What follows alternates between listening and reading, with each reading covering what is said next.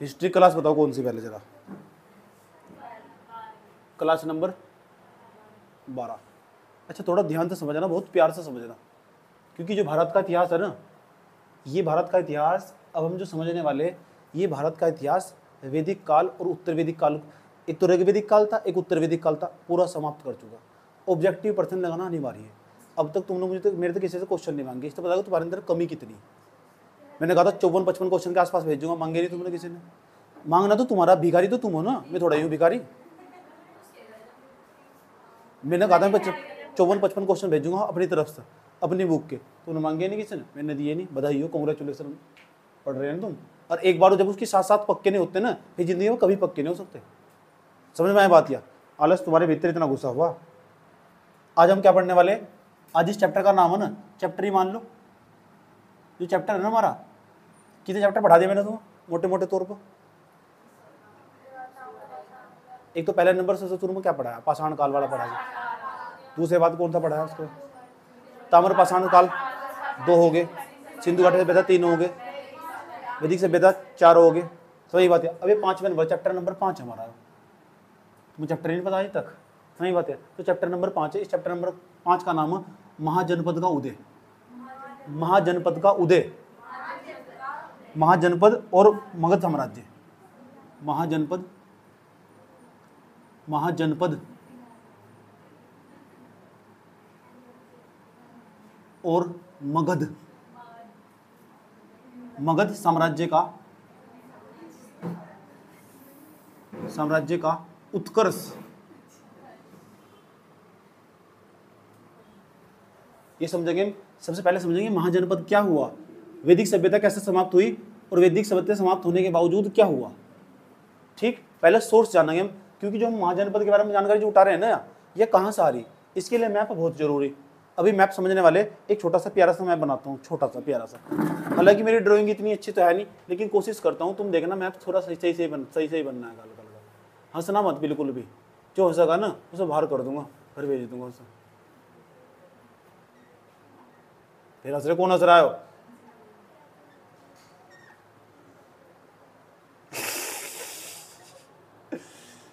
ठीक नहीं बनना क्या मैप? हाँ तुझे पता घट जाने के लिए हो रही है ना तुझे। ओ माय गॉड,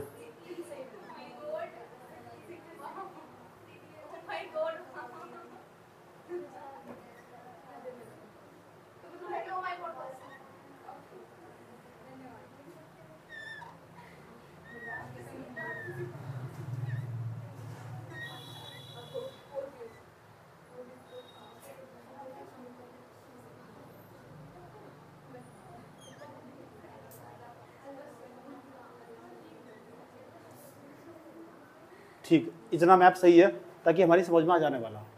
अब यहाँ हुआ था क्या? महाजनपद का उदय कैसे हुआ? समझ में आया बात? या महाजनपद का उदय कैसे हुआ? अच्छा यहाँ देखो, यहाँ सिंधु नदी बहती थी, चिमायूं ग्लेशियर के पास से निकलती थी, ये बहती थी हमारी सिंधु नदी, अरब सागर में जाके गिर जाती है, आज ये बहती है। यहाँ बीच में सरस्वती नदी बहती थी, इसके बीच में सभ्यता विकसित हुई थी जिसे हम वैदिक सभ्यता के नाम से जानते हैं, जो हालांकि बाद में जाकर पूरे उत्तर भारत में फैल चुकी थी। समझ में आया बात? या बाद में जाकर क्या हुआ? ऋग्वैदिक काल में पहले जन की मान्यता थी, जन किसकी? लेकिन वो जब उत्तर वैदिक काल तक आते वो जन जनपद में बदल चुका था। लेकिन जब जनपद में बदल चुका था, अब जनपद का आकार बड़ा हो चुका, और जो जनपद का आकार बड़ा हो चुका ना, वो जनपद अब महाजनपद में बदल जाने वाला। महाजनपद, जनपद का आकार जब बड़ा हो जाएगा वो महाजनपद बन जाएगा। ये भी तो महाजनपद लिखा हुआ नाम, यानी एक ही राज्य है वो, पूरा का पूरा एक ही नाम राज्य। और यहाँ ना उत्तर, ये पूर्वी उत्तर भारत है, पूर्वी उत्तर प्रदेश है ना, इस क्षेत्र में बहुत सारे अलग अलग, इस पूरे क्षेत्र में पूर्वी उत्तर प्रदेश जैसे हम कहते हैं, इस पूरे क्षेत्र में कुछ अलग प्रकार के नए नए राज्यों का उदय होगा। अब ये नए नए राज्य होंगे ना, उन्हें महाजनपद के नाम से जानते हैं। बात समझ में आया? महाजनपद, बात समझ में आया? अब महाजनपद की जानकारी हमें मिली कहाँ तक? ऐसे ऐसे एक राज्य नहीं है, पूरे भारत में इस तरह जगह जगह अलग अलग, पूरे भारत के अंदर ऐसे ऐसे 16 महाजनपद दिखाई देंगे। 16 महाजनपद। कितने? 16। अब मुझे जानकारी कहाँ से मिली है? तो इसके ना प्रमाणिक स्रोत, साहित्यिक स्रोत मौजूद है, और साहित्यिक स्रोत में बहुत ध्यान से समझना, ये भी पेपर पूछे जाते हैं कि महाजनपद जो, और महाजनपद में ना जो सबसे 16 महाजनपद होंगे, ये पूरा का पूरा क्षेत्र 16 महाजनपद में बट चुका होगा। सबके बारे में पढ़ाने वाला हूँ, 16 के 16 में, 16 के 16 पढ़ेंगे हम। इस तरह पढ़ेंगे ताकि हमें परमानेंटली याद रहा, क्योंकि सुनूंगा साथ साथ में। उसके बाद इन 16 महाजनपदों की जो जानकारी मिल रही, सुनते रहना, मैं सारी बातें सुन लो क्या बताया मैंने अभी। इन 16 महाजनपदों की जो मुझे जानकारी मिल रही, सबसे पहली चीज तो वह जानकारी कहां से मिली, क्योंकि ये भी पेपर में सवाल पूछा जा, भाई जो तुम बता रहे कहां तक पता लगा तुम्हें हो, जो मैं तुम्हें बोल के बता रहा हूं कहीं तो पता भी लगा तुम्हें हो, कैसे पता लगा? 2 ग्रंथ, कितने? 3, कितने? 3। 2 तो ऐसे जो बहुत फेमस है और सबको पता रहा, उनकी जिनकी हमें जानकारी मिली। महाजनपद काल की जो हमें जानकारी मिली, अच्छा महाजनपद महाजनपद महाजनपद महाजनपद महाजनपद, यहाँ पड़ेगा कंबोज, यहाँ पड़ेगा गंधार, आया समझ में, यहाँ पड़ेगा वत्स्य, यहाँ पड़ेगा मगध, अंग, समझ बात किया, जहाँ की लिच्छवी राजकुमारी थी, पुराने महाराज रहा करते थे, अशोक रहा करते थे जहाँ से, अब आगे जाकर हम देखेंगे उसे। तो यहाँ ये जो बड़े बड़े राजा, हम ये तो महाजनपद में बदल देंगे, और प्रत्येक महाजनपद का एक राजा हुआ करता था। 16 महाजनपद हुए, कितने महाजनपद? एक राजा ऐसा आगा इन 16 के 16 महाजनपदों को एक ही राज्य में मिला देगा, एक ही राज्य में मिला देगा, वो राज्य सबका एक बना देगा, उसका नाम होगा मगध। 16 महाजनपद में एक मगध भी राज्य था यहाँ से, समझ बात या? उत्तर प्रदेश में पड़ता था मगध, 3-4 क्षेत्र, उत्तर प्रदेश, हरियाणा, दिल्ली, समझ इस क्षेत्र में पड़ता था जो मगध था। और जो मगध था ना वो सब तो शक्तिशाली राज्य होगा, और क्यों होगा वो बात में बात करेंगे, क्योंकि वहां की स्थिति ऐसी थी। अब यहाँ उसका जब तो लिखा है मगध साम्राज्य का उत्कर्ष, फिर जो मगध पर राज करेगा ना 16 महाजनपद पर राज करेगा, एक ही राजा आगा ऐसा जो पूरे के पूरे 16 के 16 महाजनपदों को जीत लगा। अब वो जो कहेगा ना मगध में बैठकर 16 के 16 महाजनपदों राज्यों में जितने थे उन्हें सबको माननी पड़ेगी। वह बात समझ में आई क्या क्या कहानी चल रही है? सबसे बड़ी सवाल तो यो भाई जी, आपको महाजनपद और मगध साम्राज्य के बारे में जानकारी कहां से मिली? इसकी जानकारी इस काल की महाजनपद काल कह दो, इसकी जानकारी का स्रोत क्या है? What is the source of the Mahajanapada kaal? समझ बात है। सबसे पहला पॉइंट यही है कि इसका स्रोत क्या है, जानकारी का स्रोत क्या है, आपको कहां से पता लगा हो। तो सबसे पहली बात कि अगर आप ना इसी समय में ही, जिस इस टाइम का समय हो, 600 BC के आसपास तक हमने इतिहास पढ़ लिया था, 600 BC से नीचे उतरोगे ना, महात्मा गौतम बुद्ध का जन्म 563 ईसा पूर्व कपिलवस्तु नामक जगह स्थान पर हुआ था। बचपन में पढ़ाया था मैं, बात मुझे लगा 2 आज ही पता लग रही है ऐसे देख रहे थे। उसके बाद दूसरा, इसी समय में जैन धर्म का विकास हो रहा है, इसी के समय में ही बौद्ध धर्म भी विकसित होगा, जैन धर्म भी विकसित होगा, और तो और चीन के अंदर भी एक धर्म विकसित हुआ इसी के समय में। बिल्कुल समझ में नहीं आता, सारे भगवान एक साथ पैदा हुएगा दुनिया में, सारे धर्म एक साथ पैदा हुए हैं। बस सबसे प्राचीन धर्म जैसा मानना जाए हिंदू धर्म, उससे पुराना कोई धर्म नहीं है। इस्लाम धर्म भी इसमें इसी समय के आसपास विकसित हो रहा है, ईसाई धर्म भी इसी के समय के आसपास विकसित हो रहा है। और रियलिटी बात बताऊं तुम्हें, सबकी एक जैसी कहानी, ये धर्म आगे बढ़े तुम्हें बाद में बताऊंगा कभी, जब धर्म वाला पक्ष समझाऊंगा। समझ में आया बात? या सब में एक कॉमन कहानी क्यों पाई जा रही? ईसा मसीह पढ़ोगे वो भी सेम कहानी, अगर हिंदू धर्म की पढ़ोगे उसकी भी सेम कहानी, ईसाई धर्म की पढ़ोगे सेम कहानी, मिलती जुलती कहानी। ऐसी क्या बात है? क्या सच में भगवान थे या नहीं थे? ये एक अलग कहानी, मैं इसे यही छोड़ता हूँ, इस पक्ष से थोड़ा बाहर निकल आता हूँ, अपने पॉइंट पाता हूँ। क्योंकि जो हमें जानकारी मिली ना यहाँ से, वह उन धार्मिक ग्रंथों से मिली। इसी के समय यहाँ गंगा घाटी में आसपास का जो क्षेत्र है, गंगा घाटी का क्षेत्र, गंगा के आसपास का क्षेत्र, गंगा घाटी में 2 धर्म नहीं फले फूले, 1 से लेकर 300 धर्म के आसपास विकसित हुए। 300 धर्म के आसपास यहाँ विकसित हुए इस समय में, 6ठी शताब्दी ईसा पूर्व में। समझ बात है? जब 6ठी शताब्दी ईसा पूर्व कह रहा हूँ, सन 500 से लेकर 600 के बीच की बात कर रहा हूँ, ईसा पूर्व की बात कर रहा हूँ। 300 से लेकर 300 आसपास का धर्म, लेकिन 2 धर्म ऐसे जो अपने आप को ना इन हिंदू धर्म पर चोट कर पाए। समझ बात? उसमें तो एक धर्म बौद्ध धर्म, एक धर्म जैन धर्म। क्योंकि हिंदू धर्म में जाना बहुत कठिन था, यज्ञ करवाओ, ये करवाओ, वो करवाओ। बौद्ध धर्म वाले कह रहे कोई टेंशन नहीं लेनी है, यहाँ कोई दान दस्ता नहीं चढ़ानी, चुपचाप आकर बैठ जाओ, शांति से बैठो, आराम से मजा लो जिंदगी का। बौद्ध धर्म में लोगों को जुड़ना आसान था। बौद्ध धर्म हिंदू धर्म के लिए हानिकारक हो चुका था 6ठी शताब्दी में, बहुत गहरी चोट पहुंचाई, और आम जनमानस सब लोग उससे जुड़ते चले जा रहे थे। बाद में जाकर उसमें महिलाओं को भी अनुमति दे दी गई जाने की। समझ में आई बात? या ठीक, तो उसके ना बौद्ध धर्म में हम पढ़ेंगे, इसके बाद पढ़ेंगे महाजनपद काल के। तो जो बौद्ध धर्म था ना, उसका एक निकाय है, सही बात? या बौद्ध धर्म का एक ग्रंथ है, उसका जो निकाय है उसका नाम है अंगुत्तर निकाय। क्या नाम है? एक जैन धर्म, उसका भी एक ग्रंथ, पूरा का पूरा ग्रंथ, उसमें जैन धर्म की भी जानकारी है। अब जैन धर्म की जानकारी है वो जिसने पुस्तक लिखी, तो इस समय की वह पुस्तक, इस समय धर्म विकसित हो रहा है और इस समय यहाँ का महाजनपद काल है। तो महाजनपद काल की जो जानकारी है ना, एक तो भगवती सूत्र तो मिलती है जो जैन धर्म का, जिसमें जैन धर्म का जो प्रसिद्ध ग्रंथ, जैन धर्म का जो प्रसिद्ध ग्रंथ है उसका नाम है भगवती सूत्र, और बौद्ध धर्म का जो प्रसिद्ध ग्रंथ है उसका नाम है अंगुत्तर निकाय। अंगुत्तर निकाय, इन दोनों से जानकारी मिली महाजनपद काल की, बहुत फेमस है। बात समझ में आई है? मैं तो तुमसे पूछूंगा, बताओ महाजनपद काल की जानकारी कहाँ से मिली, बता दोगे? एक तो बौद्ध धर्म उसका जो ग्रंथ, बौद्ध धर्म का जो ग्रंथ स्रोत क्या है? बौद्ध ग्रंथ, बौद्ध धर्म ग्रंथ, उसका नाम क्या? अंगुत्तर निकाय। अंगुत्तर निकाय, याद रहेगी बात क्या? अंगुत्तर निकाय से मुझे जानकारी मिली, ये सर नो, ठीक, ये बौद्ध धर्म का। दूसरा जो एक दूसरा ग्रंथ वो बता कौन से धर्म का? जैन धर्म का। जैन धर्म में बहुत डेंजरस थे, जो दोनों धर्म पढ़ाऊंगा मैं ना, तमीज जैन धर्म, इसमें बहुत कठोर पालन करना पड़ा। जो जैन धर्म के व्यक्ति हो, खाना नहीं तो खाना नहीं, इतने दिन तो भूखे रहना तो रहना, बहुत कठिन तपस्या। जैन धर्म के जो व्यक्ति पानी भी नहीं पीते हैं। जैन धर्म सुन, बाद में बताऊंगा चलो इसके बारे में। जैन धर्म ना, इसका जो जो धर्म ग्रंथ, जैन धर्म ग्रंथ, उसका नाम है भगवती सूत्र। भगवती सूत्र, ये भगवती सूत्र, इससे जानकारी मिली हमें, याद रहेगी बात है? तो भगवती सूत्र और कौन सा है? अंगुत्तर निकाय, इस समय जानकारी मिल ली, पता लग गया। ये दोनों नाम भी बहुत फेमस है, पॉपुलर है, बार बार पेपर पूछे जाते हैं। अंगुत्तर निकाय, अंगुत्तर निकाय में सारी बातें लिखी हुई। अच्छा, अंगुत्तर निकाय किसका, जैन किसका प्रसिद्ध ग्रंथ, कौन से धर्म का? बौद्ध धर्म का। इस महाजनपद काल की जो 16 महाजनपद, उनकी सबकी जानकारी मुझे यहीं से मिली। आगे मैं जितना भी इतिहास पढ़ाने वाला हूँ ना, महाजनपद काल का 16 महाजनपदों के बारे में, वो सारी बातें इसमें लिखी हुई और इसमें लिखी भगवती सूत्र में।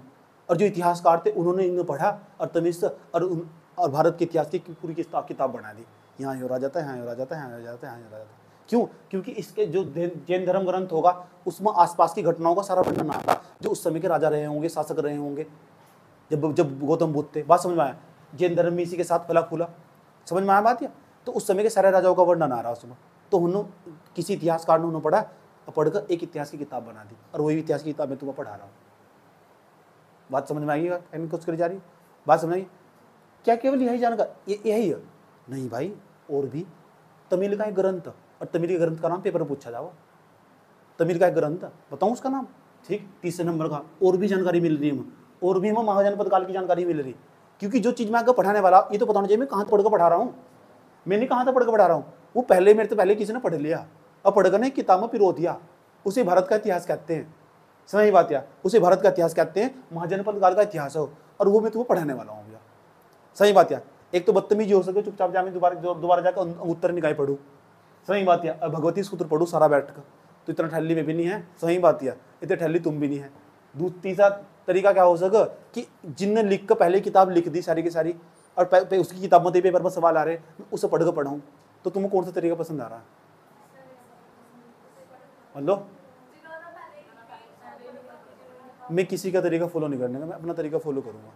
सही बात है? मुझे जहां दिक्कत होगी ना, मैं अंगुत्तर निकाय को जाकर पढ़ लूंगा। क्या आप तो झूठ बोल रहा हो इतिहासकार हो? हाँ, बात समझ में आई? चलो इतनी बात बताओ, समझ में नहीं? चौथे नंबर का जो धर्म ग्रंथ तमिल हो, उसका नाम है शिल्पाकारिदम। पेपर में पूछा हुआ, शिल्पा शेट्टी नहीं है, शिल्पाकारिदम पेपर में पूछा हुआ है। शिल्पाकारिदम लिखा किसने? बड़ा डेंजरस नाम है जिसने लिखा हो, शिल्पाकारिदम।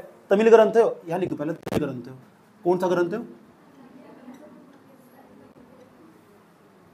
तमिल धर्म ग्रंथ।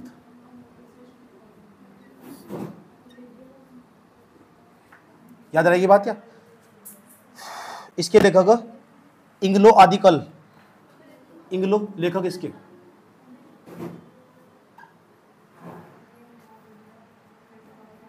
इंग्लो आदिकल, इनके नाम पूछे जाओ जो तमिल वालों के। इंग्लो आदिकल, याद रहेगी बात? ये लेखक है इसके। इसमें ना 16 महाजनपदों का उल्लेख नहीं है, दिक्कत यहाँ। इसमें भी 16 महाजनपदों के बारे में जानकारी मिली, इसमें 16 महाजनपदों के बारे में जानकारी, लेकिन इसमें 16 महाजनपदों के बारे में जानकारी मिली। शिल्पाकारिदम तमिल धर्म ग्रंथ हो, जब इसे पढ़ते हैं तमिल भाषा में कुछ ना कुछ तो लिखा होगा लोगों ने, लेकिन उसमें कुछ महाजनपदों की जानकारी जरूर मिली। और कुछ में कौन से नाम लिखने जा रहा हूँ बोर्ड पर, कौन कौन से 16 महाजनपद, 16 के नाम याद करने पड़ेंगे तुम्हें। लेकिन जो शिल्पा कारिदम है ना, उसमें सारे धर्म ग्रंथ 16 के नहीं जानकारी, कुछ की जानकारी मिली। कुछ कितने बोर्ड पर लिख दूंगा बराबर, कुछ कितने जो बहुत फेमस पॉपुलर हुए। एक का नाम है मगध, मगध क्या नाम है, मगध, याद रही ये बात, या क्या नाम है भैया, मगध। और दूसरे का नाम है अवंती, अवंती राज्य के नाम, ये वही राज्य जो महाजनपद, अवंती नहीं है, अवंतिका नहीं है, अवंती है, मगध हो गया, अवंती हो गया, समझ में आया बात या, ठीक, आदि और बस इतनी बात याद रखनी तुम्हें, जानकर 4 के वैसे 4 रस्म। तो शिल्पा कारिदम का नाम याद रखोगे, लेखक का नाम याद रखोगे, बस जो पढ़ाना जाओ तमिल का ही है, सब यही बात है। कादिरम, पलक्करम, अनंपरम, ऐसे जो नाम आ रहे हैं ना, क्या तो आंध्र प्रदेश का, क्या वो तमिलनाडु का, उसका उत्तर तमिलनाडु, समझ में आई बात है, ठीक। क्योंकि वहीं के नाम पढ़े जाते, क्योंकि जब मैं पढ़ते पढ़ते जा रहे थे ना स्टेशन पर, तो स्टेशन पर ट्रेन पूरी 5 मिनट रुकी, 5 मिनट में मेरे को नाम नहीं पढ़ा गया, क्या लिखा हुआ स्टेशन का, क्या नाम है उसका, कलक प्रक्रम, कलक प्रक्रम। फिर तोड़ू, फिर जोड़ को पढ़ू, फिर मेरे बराबर में फ्रेंड बैठती, तो मैंने कहा तू पढ़े सर, सही बात है, उस पर भी कलक प्रक्रम, वो इंग्लिश मीडियम वाली थी, सही बात है। मैं कह रही आई डोंट नो, मैंने नीचे वाला पढ़ सकती, मैंने नीचे नहीं ऊपर वाला पढ़ी हो, ऊपर वाला पढ़े नहीं, कलक प्रक्रम, मैंने कहा पढ़ी सर, पढ़े नहीं कहा।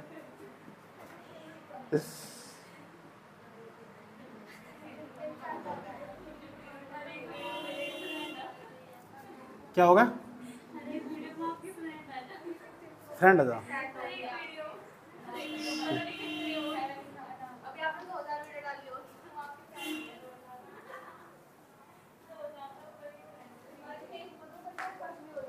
चौथे नंबर पर जाओ, चौथे नंबर पर एक डेविस, रिच डेविस, इन्होंने एक पुस्तक लिखी बुद्धिस्ट इंडिया।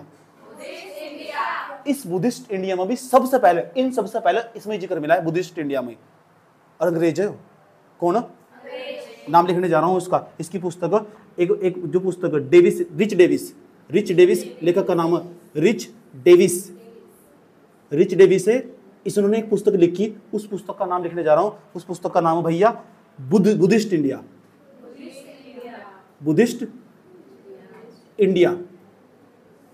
इस किताब के अंदर भी सबसे पहले इसका ही जिक्र मिला, याद रही बात। कितने महाजनपदों का, 16 महाजनपद, 16 महाजनपदों का उल्लेख मिलता है, ये 16 महाजनपद थे, समझ बात या।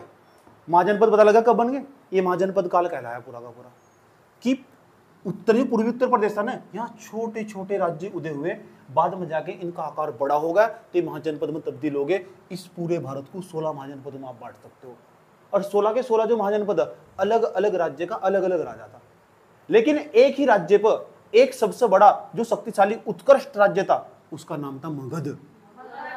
बाद में जाकर जिनने मगध पर राज कर लिया, उसने 16 के महाजनपदों पर राज कर लिया। एक ही राजा का नाम मिलेगा सबसे शुरू में, जो हरियक वंश का पहला राजा जो मगध पर मिलेगा तुम्हें, उसका नाम है बिंबिसार, बिंदुसार, हाँ बिंबिसार पढ़ेंगे हम। अब बिंबिसार है ना, उसके बाद बिंबिसार, बिंदुसार, इसे पढ़ेंगे हम।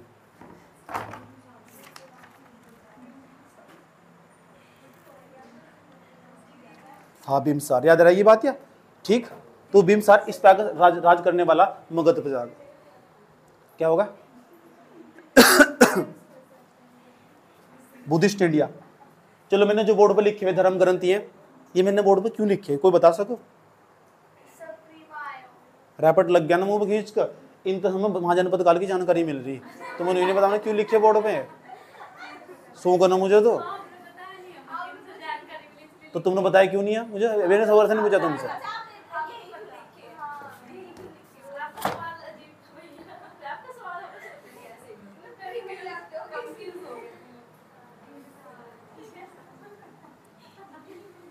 एक बात बताऊं तुम्हें, 5वां पॉइंट, जो बौद्ध धर्म है ना, सुन लो, ये बौद्ध धर्म है ना हमारा, बौद्ध धर्म के दो ग्रंथ बहुत फेमस है। एक तो मैंने तुम्हें बता दिया अंगुत्तर निकाय, बौद्ध धर्म के ग्रंथ बहुत फेमस है। एक तो मैंने तुम्हें बताया अंगुत्तर निकाय, अंगुत्तर निकाय। अब सवाल पूछो तुमसे, अंगुत्तर निकाय, इसमें तो 16 महाजनपदों के बारे में जानकारी मिल रही। एक और जहां तक इसके बारे में जानकारी मिल रही, इसके क्या कहते हैं, मगध के बारे में जानकारी मिल रही, जहां नाम लिखा हुआ, दूसरे ग्रंथ का नाम, उसका नाम है महावंश। महावंश ये पूछ रहे हैं ना, ये भी पता, बौद्ध धर्म का ग्रंथ है वो भी, महावंश। और एक महावंश, इसमें तो जानकारी है किसकी, 16 महाजनपदों की, इसमें भी जानकारी है, याद रहेगी बात यार। लेकिन दिक्कत क्या है, एक और उसका नाम है दीपावंश। दीपावंश, इसे दीपवंश भी कह देते हैं, दीपवंश। और ये जो दीपवंश है ना, इस दीपवंश में 16 महाजनपदों की भारत के इतिहास की जानकारी नहीं मिलती, श्रीलंका के इतिहास की जानकारी मिलती। किसकी लंका? याद रहा ये बात यार, इसमें श्रीलंका के इतिहास की जानकारी मिलती है, श्रीलंका के इतिहास, याद रहेगी बात है। धातुसेन का जिक्र मिला इसमें, धातुसेन, धातुसेन वहां का शासक था, राजा था श्रीलंका का, धातुसेन, धातुसेन, धासुनिया, धातुसेन, याद रहेगी बात है। इतनी बात बताओ, 5 पॉइंट बताए मैंने तुम्हें, पता लग चुका क्या होने वाला। इसके बाद पता क्या होने वाला, इतिहास है ना तेरे पास, चुपचाप बैठ जा।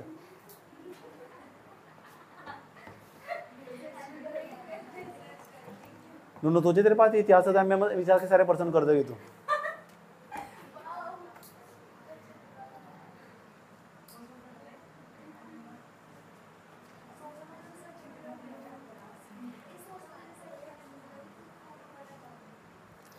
बताओ, इतनी बात बताओ, समझ में नहीं आई?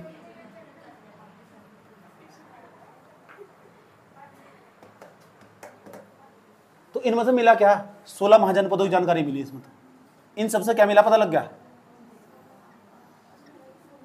इन सबसे क्या मिला? इनसे क्या मिला? 16 महाजनपदों की जानकारी, महाजनपद की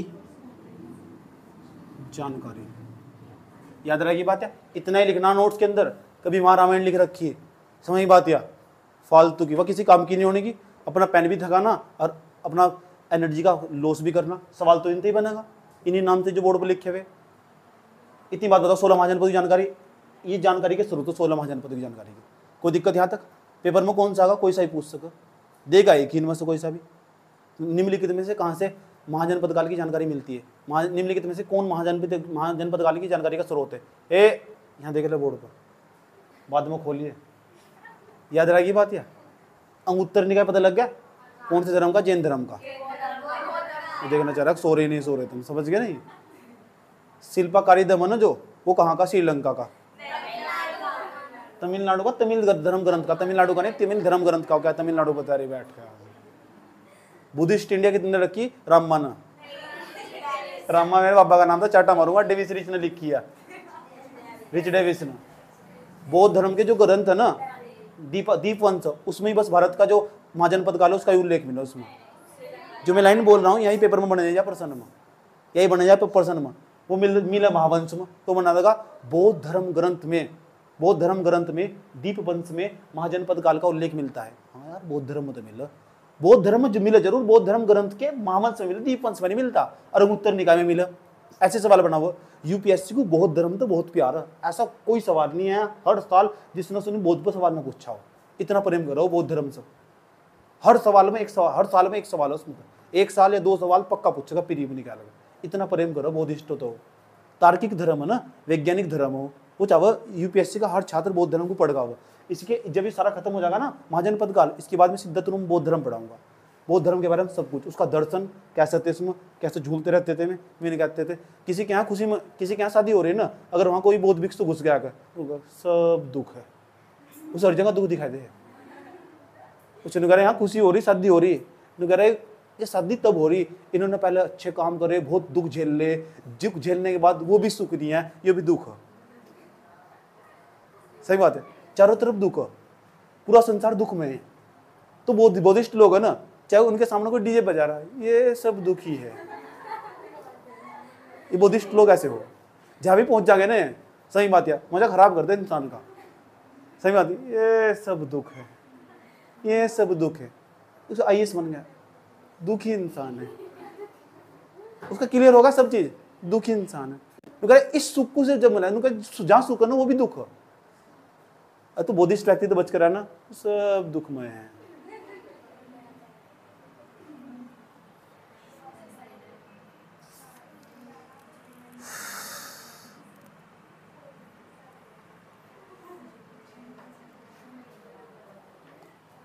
बात समझ में आई?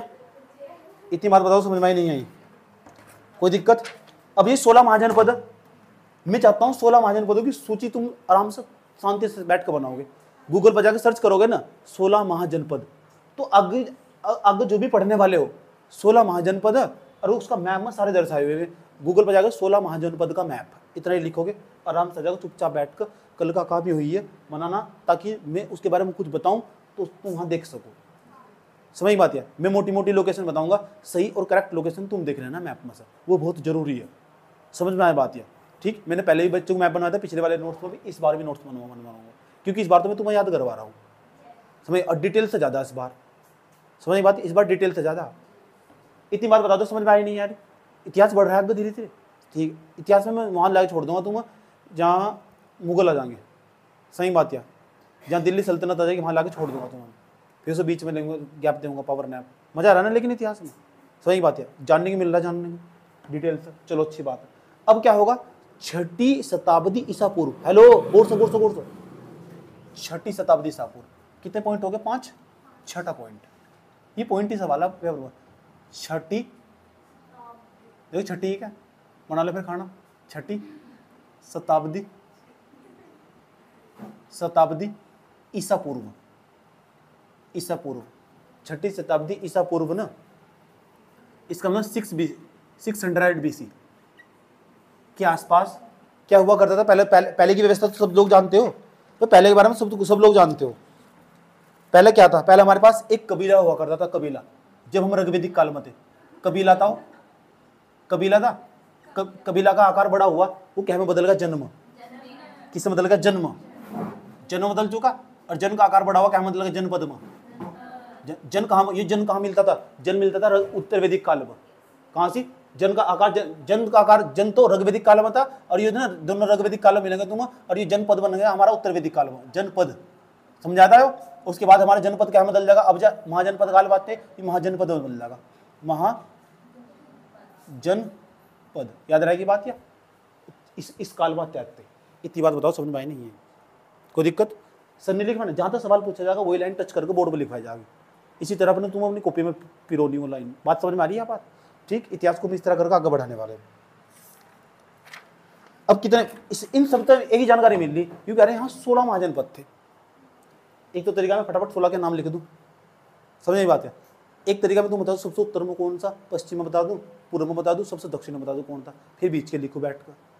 और उससे बढ़िया क्या होगा कि पहले मैं 16 के 16 लिखूं, फिर अलग ही मजा आएगा। इस राज्य में चल रहा है, इस राज्य में चल रहा है, इस राज्य में चल रहा है, अच्छा भी लगे कहानी सुनने में। तो कौन सा है?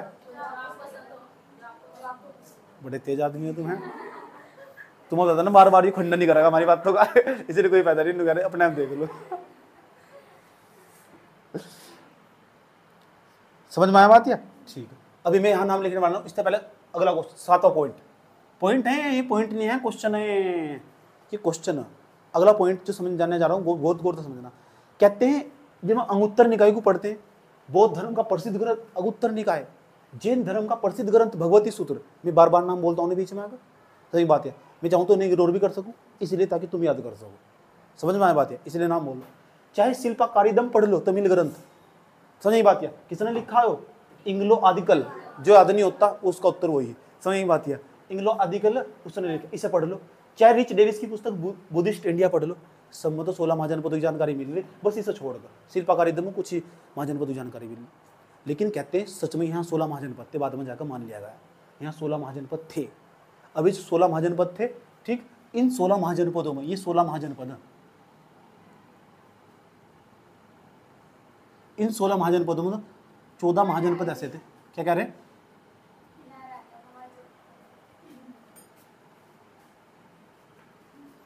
इसमें तो 14 महाजनपद ऐसे, 14 महाजनपद ऐसे, ये ऐसे, यहां राजतंत्रात्मक व्यवस्था थी। ये 14 महाजनपद ऐसे, there have no democracy, there have no democracy. सही बात है, इनके पास क्या नहीं है, उनके पास लोकतंत्र है, डेमोक्रेसी है थी इनके पास। तो यहाँ क्या थी, मोनार्की थी, मोनार्की, मोनार्की माँ की नहीं, मोनार्की राजतंत्रात्मक व्यवस्था।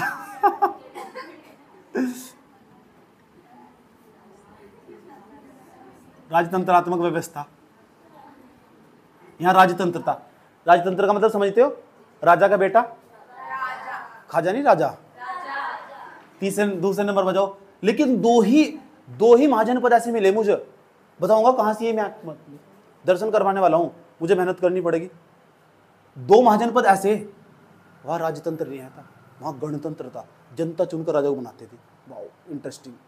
जानना चाहते हो उसके नाम, पेपर में उसके नाम पूछे, 14 के पूछता भी नहीं। सही बात है। तो यूपीएससी को जानने कितना स्मार्ट है, वो जानना चाहो कि इतने, जब वो काल चल रहा था उस समय में भी, महाजनपद काल में भी 2 राज्य ऐसे थे, वहां गणतंत्रात्मक व्यवस्था दिखाई दे रही। ये राजा को, वो जनता चुन रही, राजा को आ जाओ गद्दी में बैठो, उसे बोलते गणतंत्रात्मक व्यवस्था या जनतंत्रात्मक व्यवस्था। बात समझ आई बात? दोनों का नाम जानना चाहते हो तुम? इच्छा तुम्हारी, इच्छाधारी नागिन हो तुम, ठीक है। उसका एक का नाम है वज्जी। 2 महाजनपद ऐसे, महाजनपद, पहले का नाम है वज्जी, अभी खिलाऊंगा तुम वज्जी। एक का नाम है वज्जी और दूसरे का नाम है मल। ये 2 राज्य, राज्य ने कहते हुए महाजनपद बोल लोगे तो ज्यादा बढ़िया। 16 महाजनपदों में तो 2, एक तो वज्जी होगा, एक मल होगा। यहां पता कौन सी व्यवस्था थी, गणतंत्रात्मक व्यवस्था, गणतंत्रात्मक व्यवस्था। ये बात बता दो, मुझे समझ में आई नहीं आई। 16 महाजनपद काल में से 2 महाजनपद काल के, जो 2 महाजनपद, 16 जो महाजनपद थे उसमें से 2 महाजनपदों के नाम बताओ जहां उस जमाने में भी 6ठी शताब्दी ईसा पूर्व में भी राजतंत्रात्मक व्यवस्था ना हुआ करते, फिर भी वहां गणतंत्रात्मक व्यवस्था थी। वहां राजा को जो चुनने के लिए जनता उसका चुनाव करती थी। वे 2 राज्यों के नाम कौन से? हाँ, अभी तो बता रहे हो तुम, जब पेपर में सवाल आओ ना फिर वहां धज्जे उड़ जा, वज्जी को सुनकर फिर वज्जी, अब आ रही मुझे मज्जी, ऐसा करोगे फिर। इतनी बात बताओ, समझ में आई नहीं आई? अब 14 जगह ऐसी थी, 14 राज्यों में तो कुछ राज्य ऐसे थे उनमें से जो बहुत शक्तिशाली थे। सुन लो, यहां राजतंत्रात्मक व्यवस्था, 14 राज्यों में तो कुछ जनपद ऐसे थे जो बहुत शक्तिशाली थे। 4 राज्यों के ना, 4 राज्य ने कहते महाजनपद कहो, 4 महाजनपद ऐसे जो बहुत शक्तिशाली थे, कभी भी उनका क्रम पूछा जा सके। 4 का नाम दे देगा। एक का तो नाम यहीं लिखा हुआ ऊपर ही, मगध। पता कहाँ का क्षेत्र था? वर्तमान समय में दिल्ली पर पड़ेगा, हरियाणा में पड़ेगा। सही बात है, दिल्ली, हरियाणा और यूपी। सही बात है, दिल्ली, हरियाणा और यूपी का जो क्षेत्र से मिलाकर हमारा मगध बनता था। सही बात है, इसकी बात करेंगे हम तमीज से, मगध इतना शक्तिशाली क्यों था। तो एक का तो नाम तुम्हें खुद ही पता लग चुका, मैंने बताया 4 बहुत शक्तिशाली राज्य थे, 4 शक्तिशाली राज्य, शक्तिशाली राज्य, शक्तिशाली राज्य। राज्य बोल लूं, महाजनपद, महाजनपद बोलता हूं, अभी राज्य नहीं बोलते, महाजनपद। पहले का नाम है मगध। चलो तुम्हें कुछ तो समझ में आया, मगध। मगध के बाद जो दूसरे का नाम मिला वतस, पतस्सा नहीं, बतस, पतस्से का नाम ले लो, काजल को याद आ जा, आप काजल को पुराना बॉयफ्रेंड हो। कौशल, अवंती,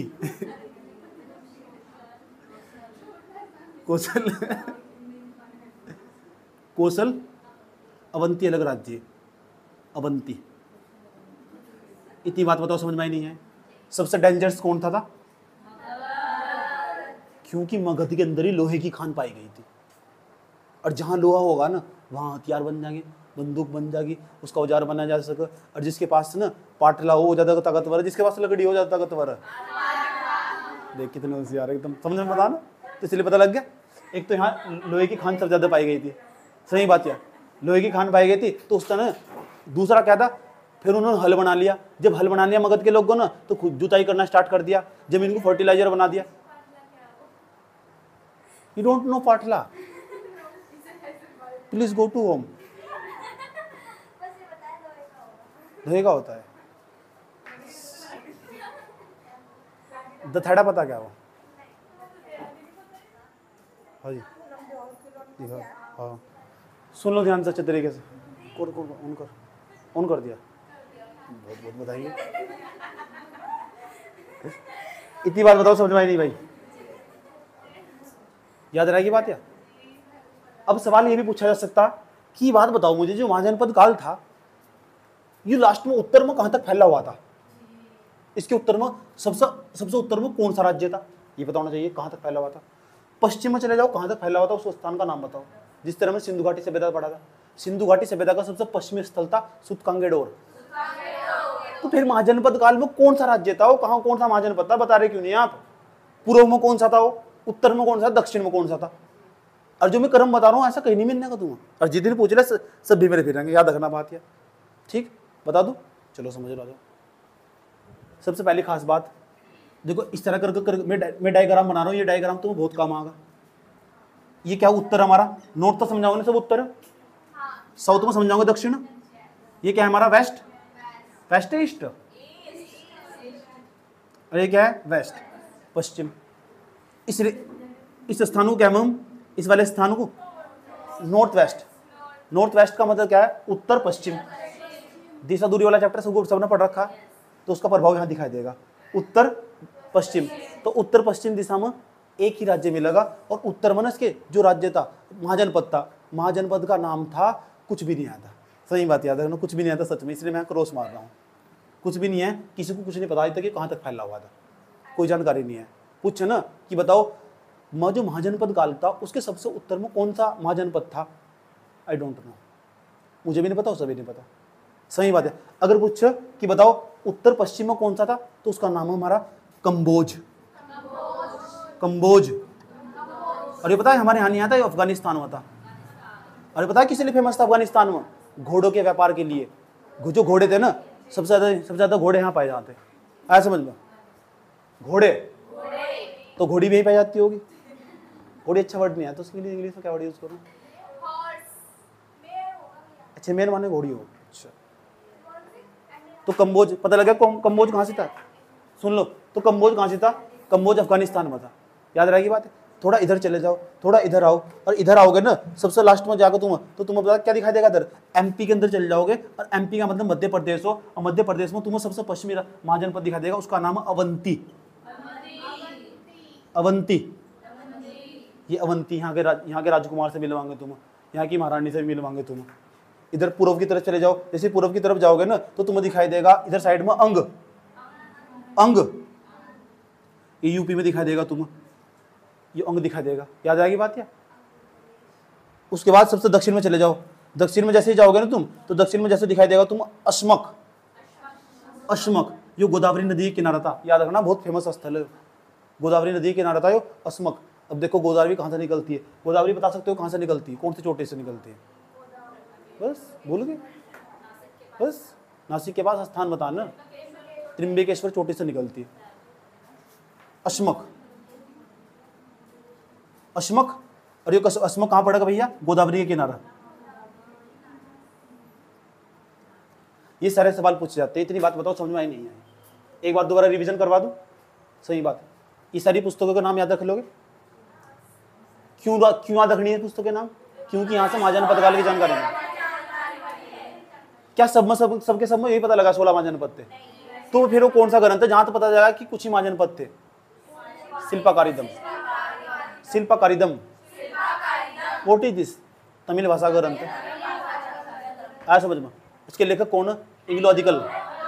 एंग्लो इंडियन नहीं है वो, एंग्लो आदिकल हो, एंग्लो आदिकल। याद रहेगी बात है?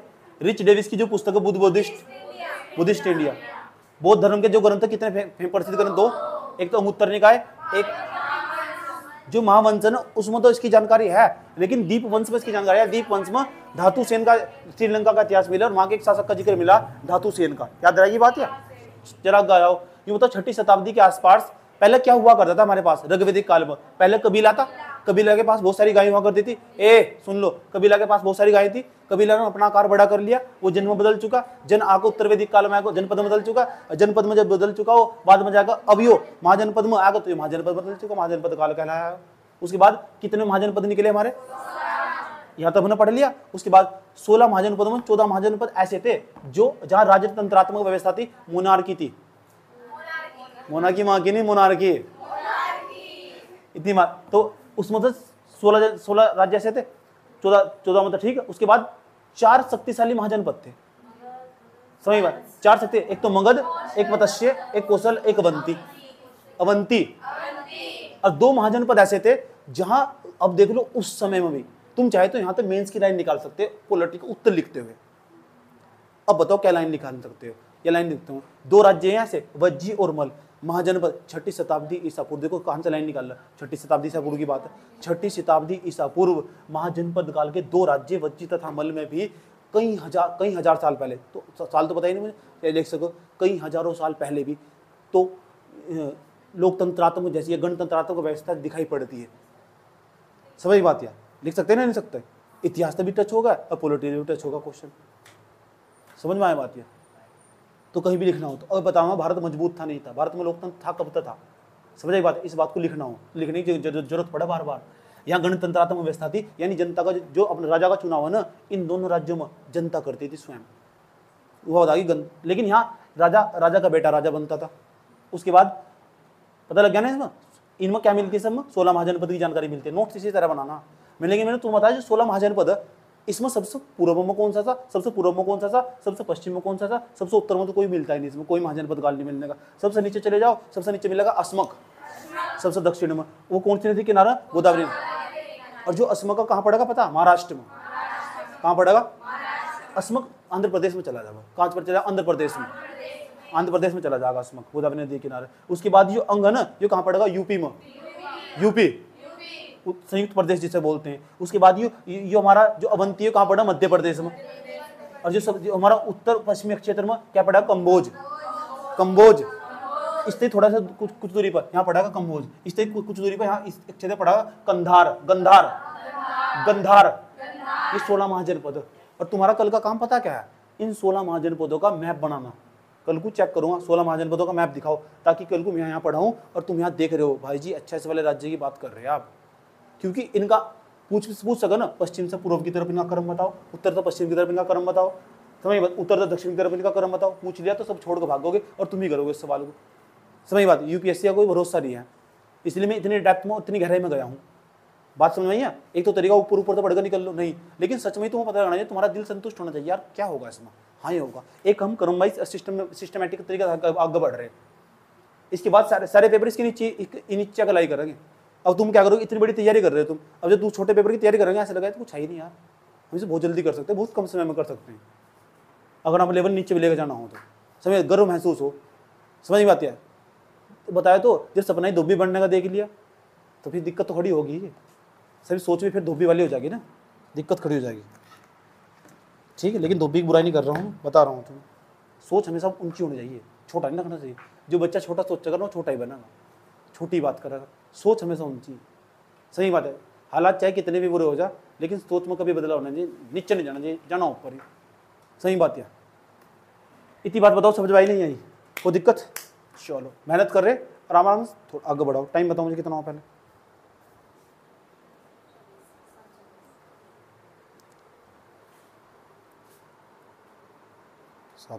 तो हमारे पास अभी टाइम है, एक काम करो, उतारो पहले, चलो।